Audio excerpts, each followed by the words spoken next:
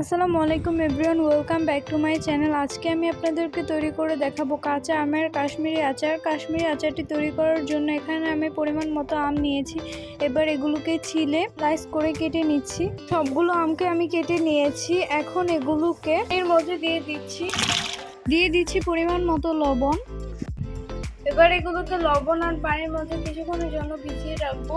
এখানে আমি পরিমাণ মতো আদা কেটে নিয়েছি। আমগুলো আমি লবণ পানি থেকে ভালোভাবে ধুয়ে উঠিয়ে ছেঁকে নিয়েছি, যাতে ভিতরে কোনো পানি না থাকে। এখানে একটি শুকনো মরিচের উপরের মাথাটা ফেলে এর বিচিটা বের করে নিচ্ছি। এবার এটাকে একটি কেচি দিয়ে চিকন চিকন করে কেটে নিচ্ছি।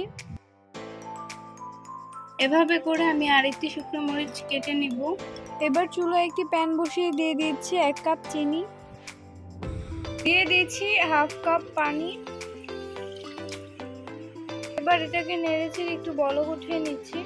পানিটা থেকে বলক চলে আসলে এবার আদা কুচিগুলো দিয়ে দিচ্ছি, এবার আমগুলো দিয়ে দিচ্ছি। এবার এগুলোকে ভালোভাবে নেড়েচেড়ে সিদ্ধ করে নিব।